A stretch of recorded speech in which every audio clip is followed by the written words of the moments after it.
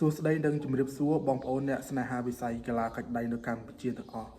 ថ្ងៃនេះសូមតបខមមិនបងប្អូនប្រុសមួយដែលគាត់ឲ្យខ្ញុំនឹងបកស្រាយអំពីជី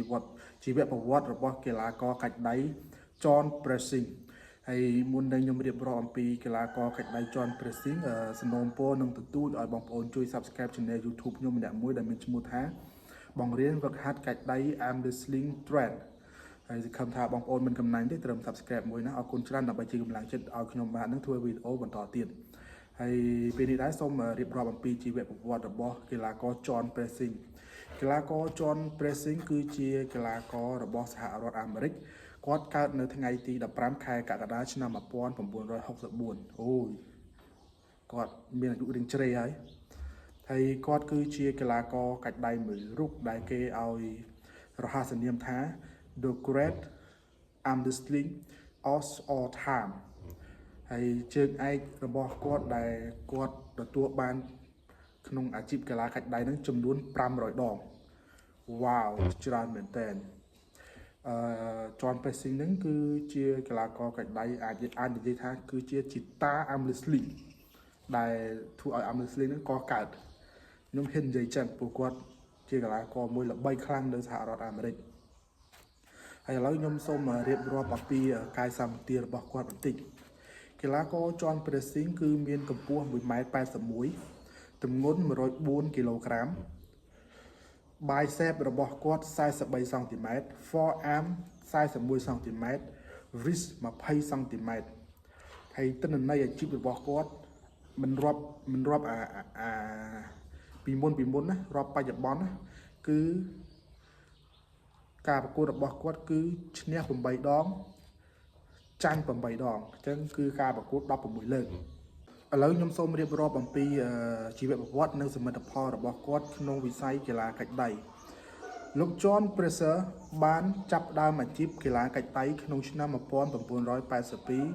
ក្នុងអាយុ18ឆ្នាំ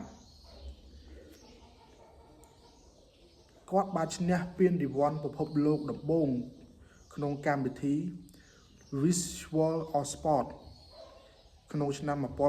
1983របស់ ABC ចាប់ពីឆ្នាំ1982ដល់ឆ្នាំ2015គាត់បានចាញ់ការប្រកួតតិចបំផុតហើយក្នុងឆ្នាំ2004គាត់បានឈ្នះ Alexei Vovada ហើយនៅឆ្នាំ2008គាត់បានឈ្នះ Devon Arad នេះជាការប្រកួតដែលលេចធ្លោបំផុតរបស់ John Pressing ហើយលោក John Pressing គាត់ធ្លាប់ប្រកួតក្នុងកម្មវិធីមួយដែលគាត់ទទួលបានទឹកប្រាក់$80000ក្នុងការប្រកួតនោះដែលជាទឹកប្រាក់ច្រើនបំផុតដែលអាចនិយាយថាជាទឹកប្រាក់ដែលគាត់ទទួលបានច្រើនបំផុតក្នុងវិស័យកីឡាកាច់ដៃបន្ទាប់ពីឈ្នះកីឡាករ Marco Barbosa ក្នុងកម្មវិធីជើងឯក WAL Heavyweight Right Hand Championship ឆ្នាំ2015លោក John Pressing បានឈប់សម្រាកពីការប្រកួតមួយរយៈធំដោយសាររបួសក្រោយពីការព្យាបាលរបួសលោក John Pressing បាន comeback ចូលក្នុងវិស័យកីឡាកាច់ដៃវិញដោយក្នុងឆ្នាំ2018គាត់បានជួបប៉ះជាមួយនឹងកីឡាករ Travel Bagin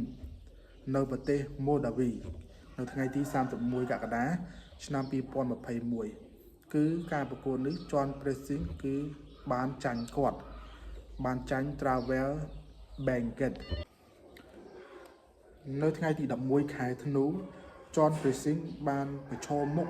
នឹងអ្នកកាន់ជើងឯកទម្ងន់ធ្ងន់ដៃស្ដាំ Devon Arad